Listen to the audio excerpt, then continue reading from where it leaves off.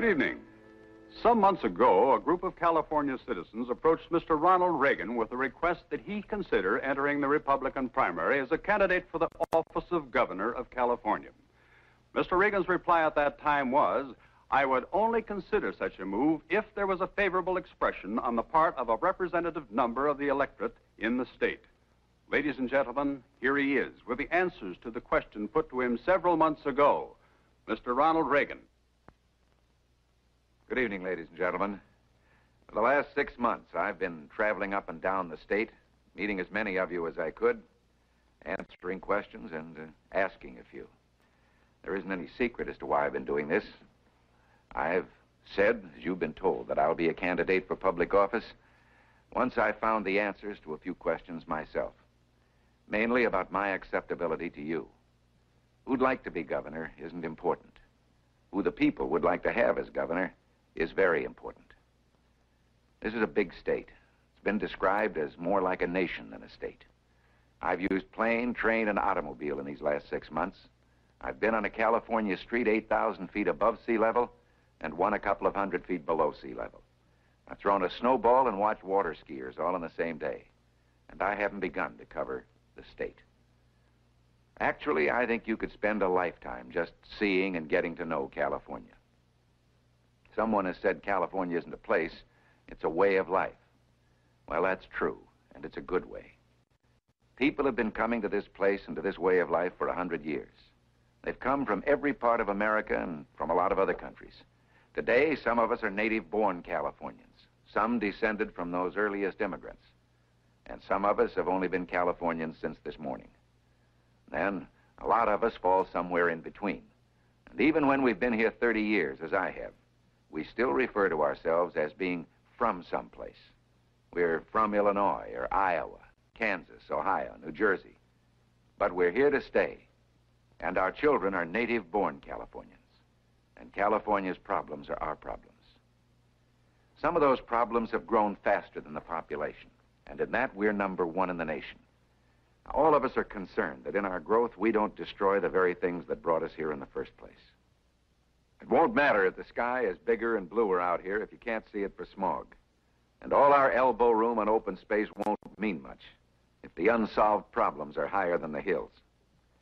Cracks have appeared in our economy. The unemployment rate is almost 40% higher than the rest of the nation. And we lead the nation in bankruptcies and business failures. We've dropped from 6th to 13th among the states with regard to new industries locating here. There's no way to count the jobs that don't exist because they didn't come here. But we can count very easily the 800 jobs that disappeared in Palo Alto when an aircraft plant moved to the East Coast. Ketchup bottles are a pretty commonplace item. But when the Secretary of Labor and our own state government finished their experiments in reform among farm workers and canceled out the Bracero program, there were 28 million fewer of these manufactured in one plant in Oakland. And that meant layoffs for 200 employees. And because there's no assurance they'll quit their well-meant social tinkering before next harvest season, canning and packing companies are making plans to move south across the border. And with them go jobs that will no longer be held by Californians. From the Capitol in Sacramento, one answer is proposed. Schools, public buildings, and parks are canvassed to see how many additional workers could be used doing chores if money could be made available. The total is set at 50,000, and our chief executive goes to Washington, hand extended, asking for $250 million to solve our unemployment with this make-work project. Well, I don't think that's good enough for Californians. Jobs are wanted, jobs are needed, productive jobs. Jobs a man can be proud to do, knowing he's contributing to growth and prosperity, and that he has a chance to grow and advance in his work. Such jobs come from private industry and can be made possible by an administration in Sacramento that has faith in our free economy and will take steps to improve the business climate so that California is once again attractive to industry. Now, let me make one thing plain. I don't challenge the sincerity of that administration, nor do I charge it with a lack of concern. I'm sure there's an earnest desire on the part of those in office to provide for the people's welfare. But their approach to the solution of our problems reveals a basic disagreement in philosophy. They're dedicated to a belief in rule by administrative edict, with more and more control and regulation of the economy and of our lives. Just recently, a report of the Commission on California State Government Organization and Economics admitted there's no way to count the boards, commissions, and bureaus in the executive branch. The legislative analyst made a partial count and listed 276, 53 appointed in the last few years. Now, we're told that every increase in government is caused by increase in population. But government has increased 4 times as fast as population, and total state expenditures are up 10 times as much. Budget deficits aren't met by sound fiscal changes, but by one-time windfalls, sweeping the problem under the rug with gimmicks, advancing the collection of corporate income tax one year, sales tax the next. And now they ask for the worst gimmick of all, withholding of personal income tax. Now, this is actually a one-time bundle of money for government at the time the program started. But from then on, the experience of those states where it's in force reveals it's a free ticket for future tax increases. In the meantime, in violation of a promise to the people, tens of millions of dollars of tideland oil revenues, supposedly earmarked for building our water project, have been siphoned off to balance the ever-growing budget deficits. This is extremely short-sighted, because this oil money is not a permanent source of income, but only results from the sale of an exhaustible natural resource. At the same time, this is a betrayal, particularly of Californians in the northern part of our state, who were told these oil revenues would offset dollar for dollar bonds, which would be used to create power and recreational facilities, to give their area, the area furnishing the water for the rest of us, a chance to grow and prosper. Now, with a budget higher than any in the history of our 50 states, we're told we need an additional $200 million in taxes. There's uncertainty and unease in financial circles over the way we've stretched our credit and bonding capacity. But we're told we must borrow another $260 million for school construction. If you're an average family of 4, husband, wife, 2 children, your share of the state and local tax burden is $1,396 this year, and your family's share of state debt is $1,320. The portion of that which goes for public welfare has doubled in these 8 years. And in spite of so-called prosperity, the number of people receiving welfare has increased since the end of World War II from 2 out of every 100 citizens to more than 15 out of 100. Now, don't get me wrong. No responsible person would suggest that we abandon our concern for those fellow human beings who, unable to make provision for themselves, must depend on us. Nor do any of us think we can fulfill our responsibility by grudgingly offering bare subsistence. Human compassion and simple brotherhood demands that where there's need, we should do our utmost to provide some of the comforts that make life worthwhile. But this should be in response to real need. And where the need is temporary, the help should be temporary, aimed at restoring self-sufficiency. Working men and women should not be asked to carry the additional burden of providing for a segment of society capable of caring for itself, but which prefers making welfare a way of life, freeloading at the expense of these more conscientious citizens. There's so much real need, so many things still to be done, we can't afford extravagance. For example, right now, there's much more we can do for children with hearing problems. Facilities and special schools for the deaf are so limited that many children are on waiting lists, unable to begin their education. In addition to facilities, we need specially trained teachers. California also leads in some things that, unfortunately, give us no sense of pride. The only thing that's gone up more than spending is crime. Our city streets are jungle paths after dark, with more crimes of violence than New York, Pennsylvania, and Massachusetts combined. Narcotics arrests among youngsters under age 18 are up 40% over last year. Now, these aren't delinquents. These are our children, inquisitive as puppies and filled with a spirit of adventure. They're no match for that character leaning against a lamppost down the block from the school. They need more help than just our love and lectures. And they can have such help if we'll untie the hands of our local law enforcement officers. Legislation is needed to permit local ordinances that will restore to the police the flexibility and power in making arrests they once had, so they can take on that character by the lamppost. Such legislation has been proposed time after time by our hard-working and dedicated legislators in Sacramento. A 12-point crime program was introduced in the last session. Some of it was buried in committee, some pigeonholed, and some passed the legislature and then was vetoed in the executive office. Back at the turn of the century, we embarked on a master plan of education. It was truly a bipartisan effort above political rivalry and differences. Its principal architects were a Democrat assemblywoman and a Republican assemblyman. Believing in that plan, Californians taxed themselves at a rate higher than any other Americans to build a great university. But it takes more than dollars in stately buildings. Or do we no longer think it necessary to teach self-respect, self-discipline, and respect for law and order? Will we allow a great university to be brought to its knees by a noisy, dissident minority? Will we meet their neurotic vulgarities with vacillation and weakness? Or will we tell those entrusted with administering the university we expect them to enforce a code based on decency, common sense, and dedication to the high and noble purpose of that university? That they will have the full support of all of us as long as they do this, but we'll settle for nothing less. A great water project, given impetus in the administration of Earl Warren and further refined and perfected during the administration of Governor Knight, must be carried on more efficiently and economically than at present. The people are entitled to explanations of the 14-month delay in building power facilities at Oroville, as well as other delays, and work supposedly finished but then redone repeatedly until original cost estimates have had to be revised upward again and again. I know that in presenting these problems, I've probably sounded overly critical. But Abraham Lincoln said a man may be loyal to his government and still be opposed to the peculiar principles and practices of the administration in power. A big brother or paternalistic government can solve many problems for the people. But I don't think we'll like the price it charges. Ever increasing power over us and ever decreasing individual freedom. A great society must be a free society.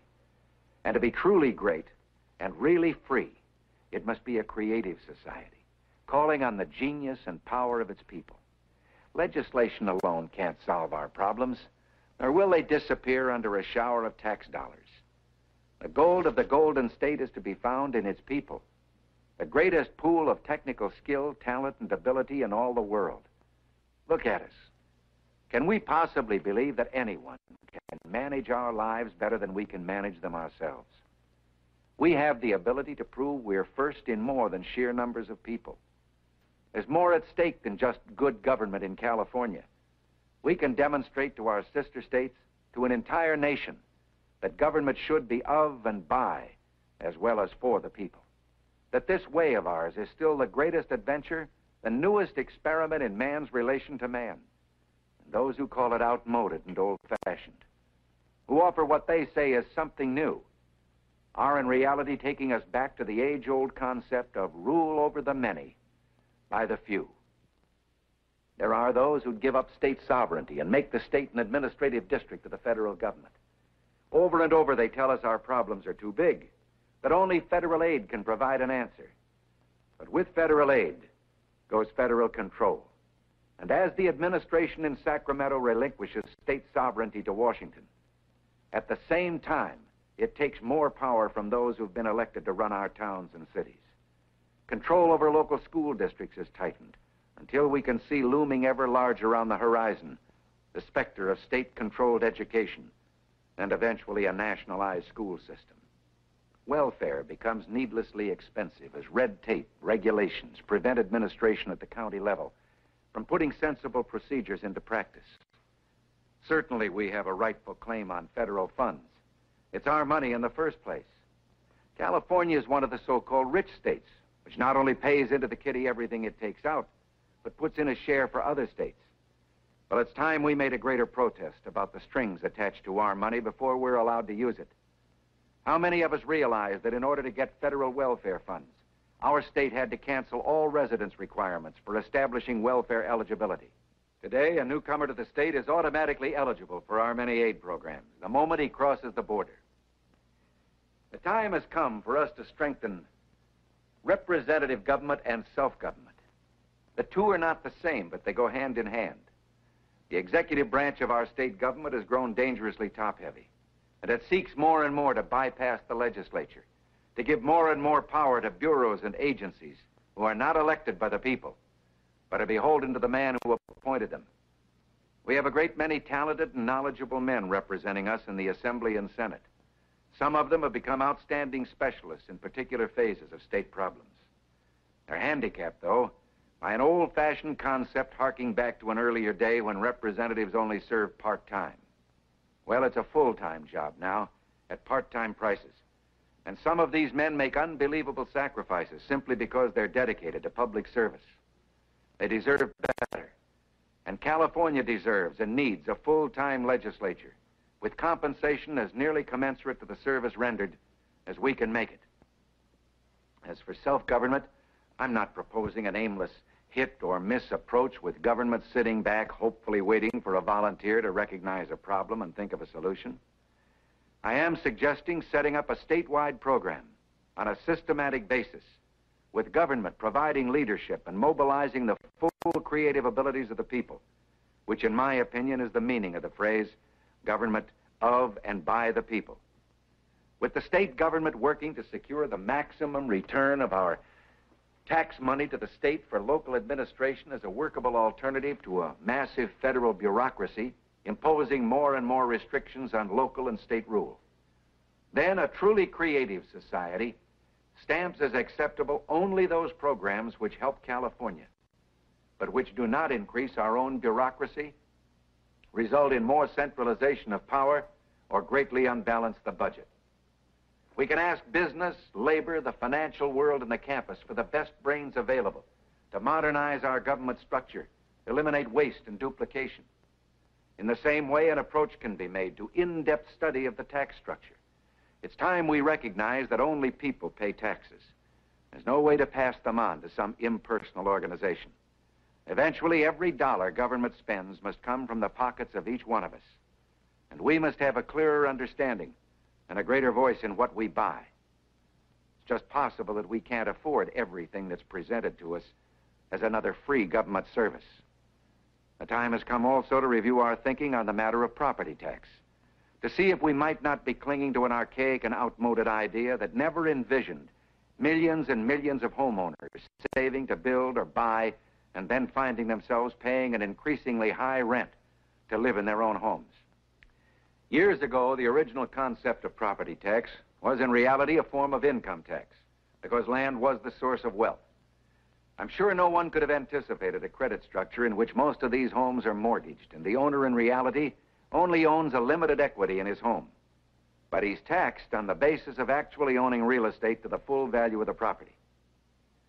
What happens to us when we reach our non-earning years, when we retire on our savings or pension or Social Security, that fixed income that can't keep pace with inflation? Do we just ignore the tragedy of elderly citizens discovering they can no longer afford to live in the homes in which they've grown old?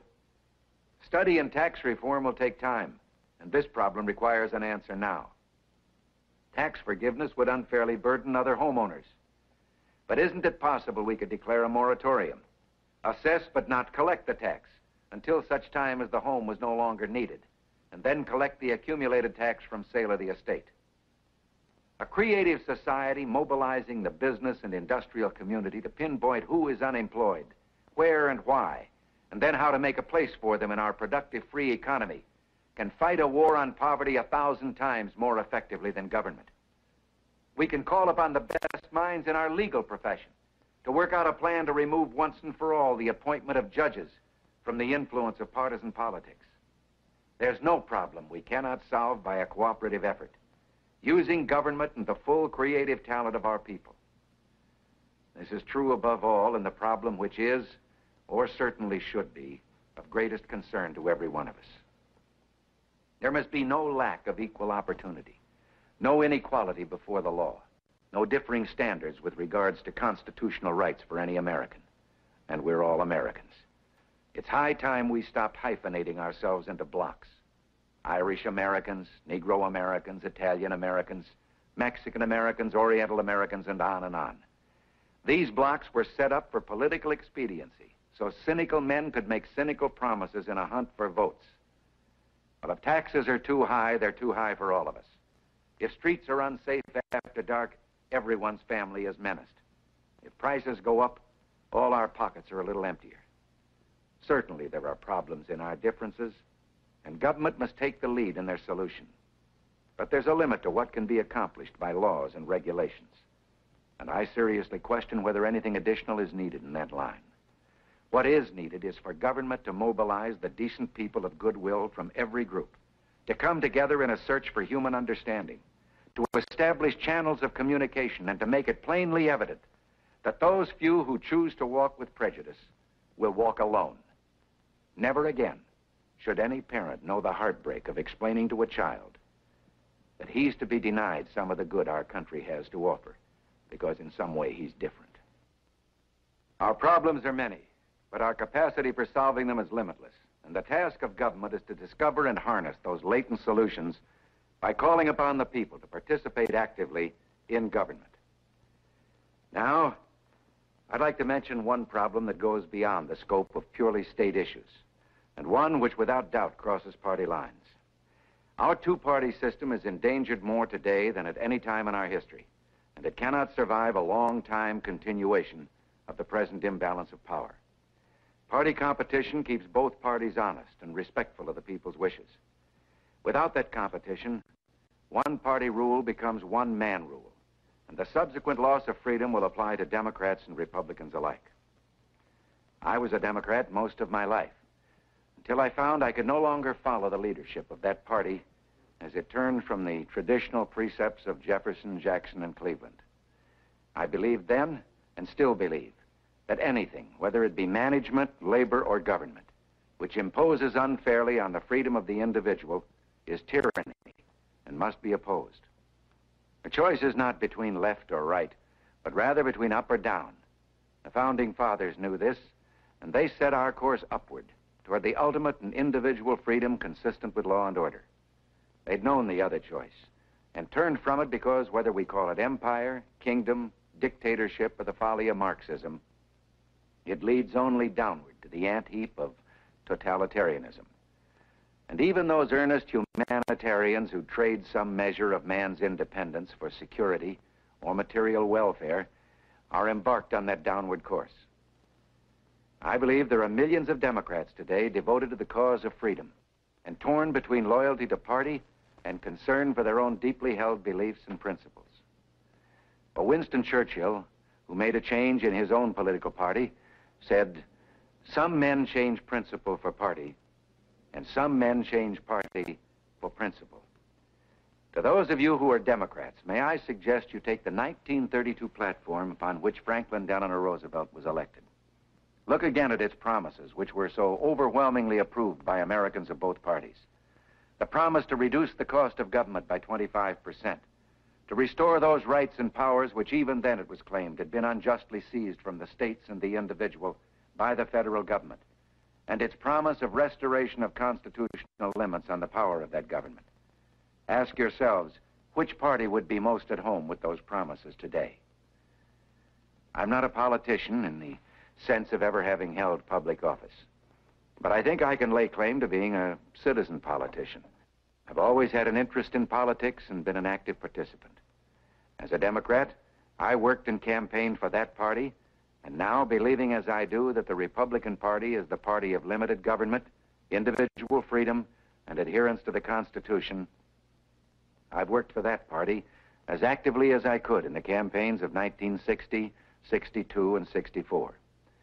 In those campaigns, I supported all the party nominees, because the choice today is not one of men, but of basic and widely differing philosophies. Now, I've come to a decision that even a short time ago I would have thought impossible for me to make. And yet I make it with no lingering doubts or hesitation. As of now, I am a candidate seeking the Republican nomination for governor. In the months ahead, I will present a number of specific proposals for solution to the problems I've discussed here tonight, and for others that weren't mentioned because of limited time. I'll do my best to meet as many of you as possible and to explain clearly and completely my philosophy and beliefs. On those occasions, I'll welcome your questions and do my best to answer them, so you will have no doubt of where I stand on the issues important to you. I've discovered already there's more gossip in this business than the one I've been in. Modern political dialogue isn't based on legitimate debate anymore, or disagreement on views. There's a great deal of false image-making, and an effort is made not to dispute the views you really hold, but to invent some and hang them on you with the hope the false image will appear real. In my opinion, the issues are too important for that kind of game playing. You're entitled to a discussion of those issues and to know where any candidate stands, to have a direct confrontation of the differing philosophies without name-calling or personalities. If in the coming primary you choose someone else to be the party nominee, he will have my wholehearted support. In the meantime, you're entitled to some background statistics on me. My education was in economics and sociology. I never attended dramatic school. Most of you found that out already. During World War II, I was called to active duty as a lieutenant in the Cavalry Reserve and ended up a captain and adjutant of an Air Force installation. Now, as many of you know, that was an administrative post. I believe I've had administrative and executive experience, possibly to a greater extent than many other businessmen, and perhaps of a type more akin to politics. For some 20 years, I served on the board and was 6 times president of a working union, the Screen Actors Guild. This involved negotiating the basic contracts covering minimum wages and working conditions for some 15,000 performers, dealing with the upper echelon of organized labor because of our affiliation with the AFL, and with governmental agencies and legislative committees. During this same period, I was on the board 10 years and twice president of the Motion Picture Industry Council. It's a body made up of some 30-odd unions and the management and ownership groups in our industry. In this capacity, I had occasion to represent the entire industry before legislative committees in Washington and on one occasion at a White House presidential meeting. In addition, I've served on charitable boards, been director of a business company, and a trustee of Eureka College. I don't in any way suggest this experience is comparable to the enormity of California's $4 billion government. But on the other hand, the California election isn't like a banana republic revolution. We don't start building a government from scratch. It's a going concern with the legislature, constitutional officers, in addition to governor, and prescribed duties for each. No one man runs the state of California, and no one man should try. But one thing a governor must do is use the power and prestige of his office to see that men and women receive administrative appointments on the basis of integrity and ability, and not as political payoffs. I have no commitments to anyone but you, and to my belief that the safety of our state and our nation should be entrusted to the care of the people. To all of you who've worked in my behalf to make these past few months possible, you've done me great honor and made me very proud. And yet, even as I thank you, I must ask for your continued help. And I do so with a promise to do my utmost to deserve it. Thank you. Ronald Reagan is now a declared candidate for the Republican nomination for governor of California.